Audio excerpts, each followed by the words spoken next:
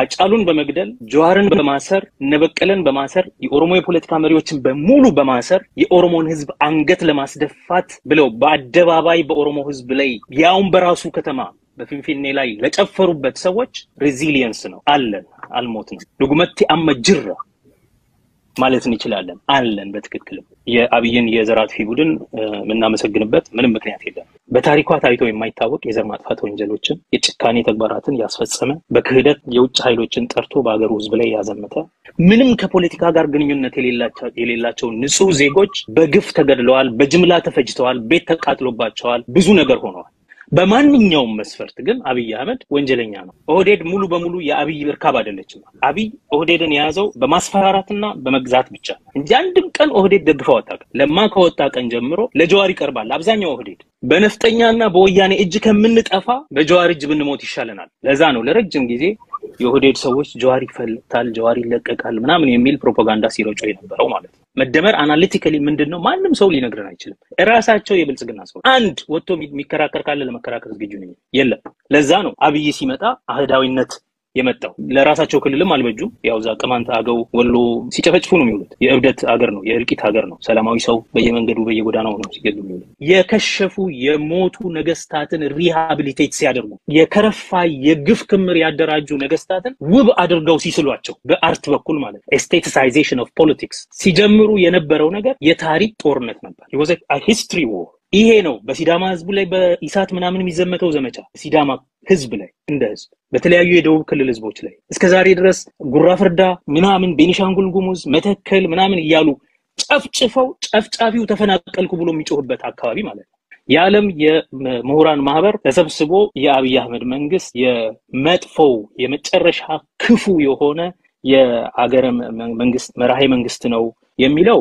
ዘገያችሁ ነው የምንላቸው እንደሚታወቀው ጀዋር እንዲታሰር እንዲገደል ሲጠይቁ የነበሩ የዘመናዊ ነፍጠኛ ኃይሎች ለረጅም ጊዜ ሲንቀሳቀሱ እንደነበር ይታወቃል አብይ ሁሌም እንደሚያደርገው እነሱን ለማስደሰት ከሚወስዳቸው እርምጃዎች አንዱ የኦሮሞ ህዝብ ዋና የሚባሉ ሴቶችን የሚጣረስ ነገር ማድረግ ንግግር ማድረግ የኦሮሞ ህዝብ ታጋይ የሚባሉ ሰዎችን መግደል ወይም ማሰር ወይም ማሳደድ እነሱን ለማስደሰት የሚጠቀመው ስትራቴጂ ነው ስለዚህ እነ ጀዋር በዚህ መንገድ መለቃቸው ዘገየ የሚያስብል ነው እንጂ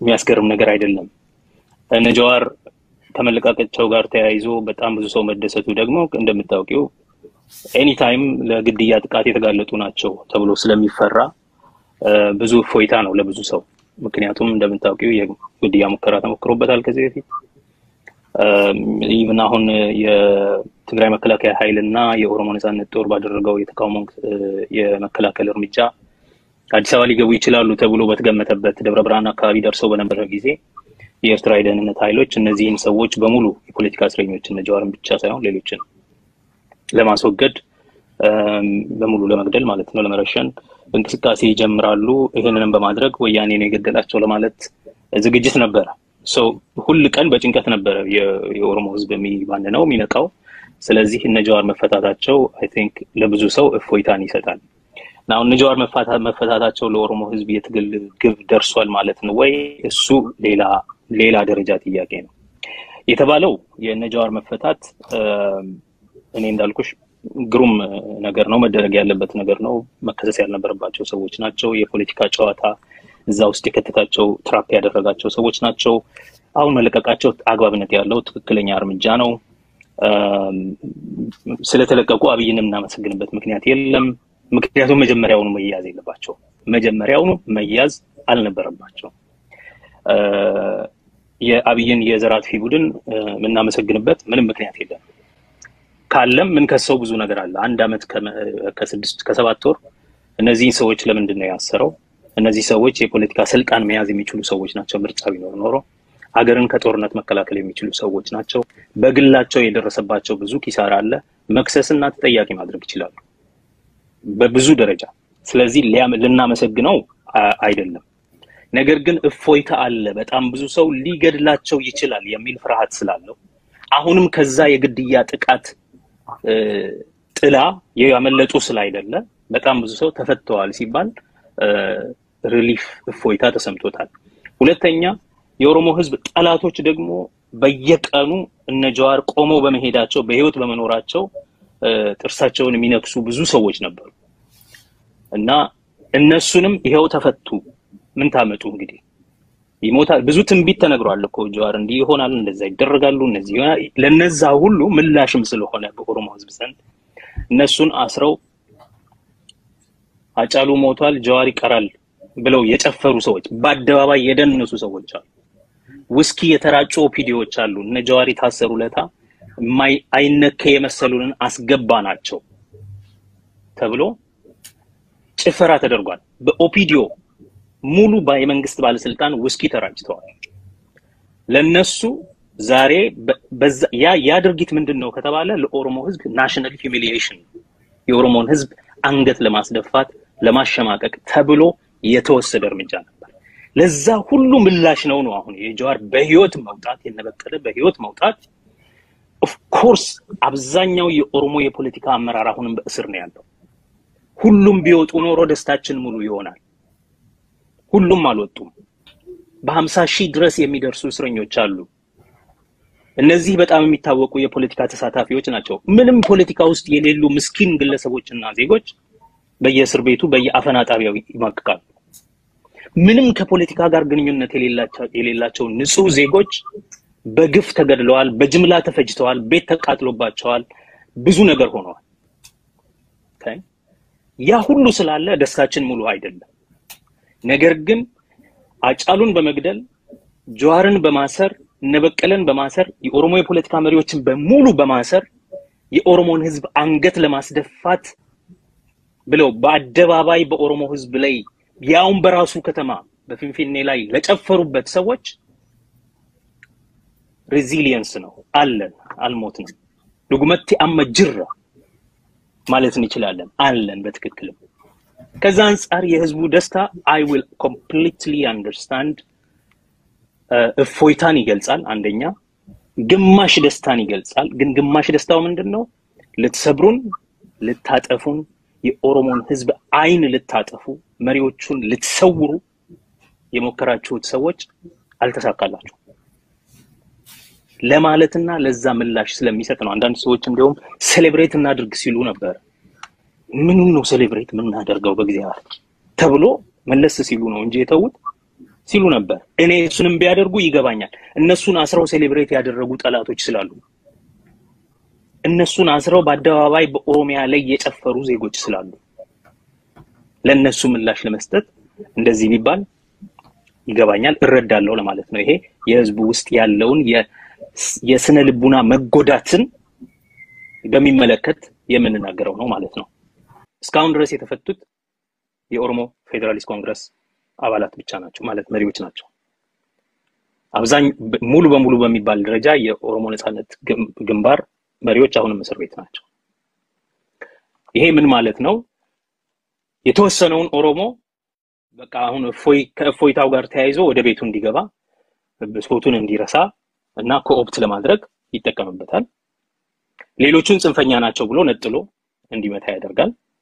ስለዚህ ኦሮሞን የመከፋፈልና በዚሁ አግባብ ነጥሎ የመምታት ስራ ነው እየተሰራ ያለው።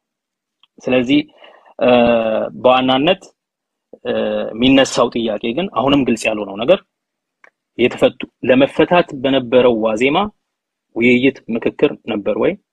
ውይይትና ምክክር ከነበረ ለመፈታቱ ክሱን ለማቋረጥ ምክንያት የሆነበት ሌላ ውይይትና ምክክር ከነበረ የነዛ ውይይትና ምክክሮች ውጤት በተጨባጭ ምንድናቸው? በምን ላይ ነው የተስማሙት? ለምንስ ነው ሲወጡ እነ ጀዋር ያልተደሰቱት? አሁን እንደምሰማው እነ ጀዋር በቅርቡ ይፈታሉ የሚል ዋስትና ቃል ሰጥቷቸዋል። የኦሮሞ ነጻነት አባላት የኦሮሞ ነጻነት ድርጅት አባላት የታሰሩት መሪዎች በሙሉ ይፈታሉ በቅርብ ይፈታሉ የሚል ቃል ተሰጥቷቸዋል ይባላል። I think ያን ቃል እስኪፈጸም ድረስ ይመስለኛል ላለመናገር ዝም ያሉት ብዙ አሁንም የሚከራከሩት ከዛ ጋር በተያያዘ ነው ብዬ አምናለሁ። እና እነሱ ያሉት ለሀገራዊ መግባባት ውይይት እንዲበጅ አካታች እንዲሆን ምናምን ነው። ያ እንኳን የውሸት ወሬ ስለሆነ አሁን የሀገራዊ ውይይት ቢጀመርም እነ ጀዋር የዛ አካል እንደማይሆኑ ግልጽ ነው። አንደኛ እነሱ የሚመጥንም አይደለም። ሁለተኛ እና አብይም አይፈልጉም እንደዛ አይነት ውይይት ውስጥ እንዲገቡ። ምክንያቱም እዛ ውስጥ ከገቡ እና አብይ የሚመካከሩት ምንድነው ከተባለ ህገ መንግስቱን ስለማሻሻል፣ ፌደራል ስርዓቱን ስለመቀየር፣ ኦሮሚያን ወደ 5 ክልል ስለመቀየር፣ ፌደራል ክልሎችን ከ10 ወደ 20 ማሳደግ፣ የብሔራዊ ቋንቋ፣ ብሔራዊ መዝሙር፣ ብሔራዊ አርማ ምናምን ጉዳይ ላይ ስለመመካከር፣ አንቀጽ 39ን ስለመሰረዝ። ስለዚህ ነው ምክክሩ። ቀደም ሲል ያወጡት ፕሮግራም ነው። በነገራችን ላይ እኔ አይደለም የምለው የራሳቸው ሰነድ ነው የሚለው። ይሄን ለማወቅ ከፈለገሽ ደግሞ ማየት ይችላልሽ። ለራሳቸው በእነሱ በኦህዴድ በብልጽግና በአጠቃላይ የወጣ ልክ ምርጫውን አሸንፈው መንግስት ባቋቋሙ ማግስት የተናገሩትና የተጻፈ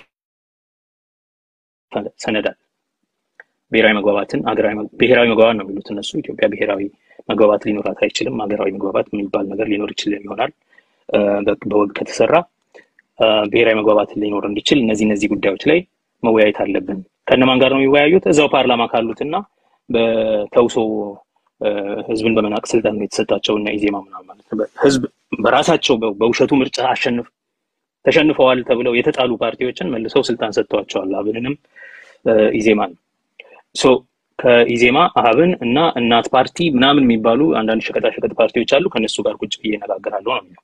ኢቭን በተለምዶ የአንድነት ኃይል ምናምን ከሚባሉት የኢትዮጵያ ምንድነው ህብረ ብሔራዊ ፓርቲዎች ወይም ብሔር ተኮር ያልሆኑ ፓርቲዎችን እንኳን የሚጨምር አይደለም። ስለዚህ እነ ጀዋር እዛ ውስጥ ቢገቡ ደግሞ አሁን ያሉት አጀንዳዎች እነዚህ ከሆኑ ምን ሊሆን እንደሚችል መገመት ይቻላል። ስለዚህ አንደኛ እና አብይ እዛ ውስጥ እንዲሳተፉም አይፈልግም። ሁለተኛ ተሳተፉ ቢባሉም እነ ጀዋር አይገቡበትም። እሱ ራሱን እንደ ንጉስ ስለሚያይ ብዙ ነገር ኢትዮጵያ ውስጥ የሚሆነውን ነገር እንደ ስራ አስፈጻሚ አይደለም ራሱን የሚያየው። የሆኑ ሌሎች ተላላፊዎች ያሉት ነው ይመስለው። አገሩ ፓርላሜንታዊ ስርዓት እንደመሆኑ የአገሩ ርዕሰ ብሔር ፕሬዝዳንቱ ነው የሚሆነው። ፕሬዝዳንቱ አሁን ማለት ነው። እነሱ እንደዛ መንግስት ያደረገው ነው እኛ ገርሞናል ምናምን ቢሉ ትንሽ ሪሙቭድ ስለሆኑ ሴሬሞኒያል መሪዎች ስለሆኑ በግሩ ይገባኛል። ግን አብይ ሁሉ ጊዜ ራሱን እንደ ንጉስ ስለሚያይ ቆሻሻ ነገር ወይም ደግሞ እሱ ከራሱ ጋር ሊያጠጋጋው የማይፈልገው ነገር ሲኖር እውነት አላቅም እኔ ራሴ ገርሞኛል ምናምን የሚለው ነገር አለ። እሱ በእነዛ ያደርጋሉ። አሁን ለምንድን ነው ይሄን አይነት ንግግር መናገር ያስፈልገው? ፈተናል ምናምን ብሎ ሊመጻደቅ ይችል ነበር። ደሞም ተመጻድቋል። ከዚህ በፊት ለምፈታ ነው ሊፈቱ አንድ ቀን ሲቀራቸው የተናገረው ነገር በቃ ይሄ ሙስና የፍትህ ስርዓት የሚባል ነገር ምናምን ብሎ ሲጮህ ነበር። አሁን ለምንድን ነው እውነት እኔም ገርሞኛል አሁንም ከፈለግን ልናስራቸው እንችላለን የሚል ንግግር የሚናገረው? የአማራ ኮንስቲቲዩንሲው የሱ ደጋፊዎች፣ ጽንፈኛ የአማራ ኃይሎች፣ የአማራ ክልል ባለስልጣናት፣ የአማራ ቲፎዞዎች በየዓለም ዙሪያ ገንዘብ ሲያሰባስቡ ከመከላከያ ጋር እንቆማለን ሲሉ ግፋ ብለው ሲሉ ሲያዋጉ የነበሩ ሰዎች ስለተቀየሙት እንዴት ይፈታሉ ብለው ስላሉ እኔም ገርሞኛል እኛ አላውቅም ነበርኮ ለማለት ከራሱ ጉዳዩን ለማራቅ ሰልፍ ዲስታንሲዬሽን ለማድረግ ብቻ ብሎ ነው። ግን የአብይን ንግግር ማን ከምን ይጽፋል? ምን ቁም ነገር ምኑ ይታመናልና ነው የምናዳምጠው? ልሱን ለመተንተንስ ምን እንደከመው እኔ ስራዬ ብዬ አብይን አልሰማም። ከሰማውም ቅዠት እንደመስማት ማለት ነው። የእብድ ንግግር ማለት ነው። የእብድ ንግግር የመጀመሪያውና ሁለተኛው አረፍተ ነገር ምንም አይገናኝ። አንድ ሰው እብድ ነው የሚባለው መጀመሪያ የተናገረውና ቀጥሎ የሚናገረው በአረፍተ ነገሮቹ መካከል ምንም ግንኙነት የለም። ስትሪም ኦፍ ኮንሽስነስ እንዳመጣለት ይናገራል ነው። አብይ ማለት እንደሱ ነው። በየቀኑ የሚናገረው ነገር እኔ የሚቸግረኝ እንደራደር ቢባል አሁን ከአብይ ጋር ሰው ምን ብሎ ነው የሚደራደረው?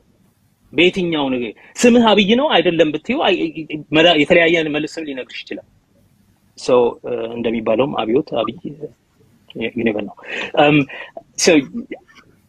የአብይ ንግግርን ከዚህ ግባ የሚባል አይደለም። የነ ዳንኤል ክብረት ቅኔ መቼም የደብተራን ንግግር እንድፈታ አይጠበቅብኝም። ስለዚህ እሱን በዛው አልፈዋለሁ።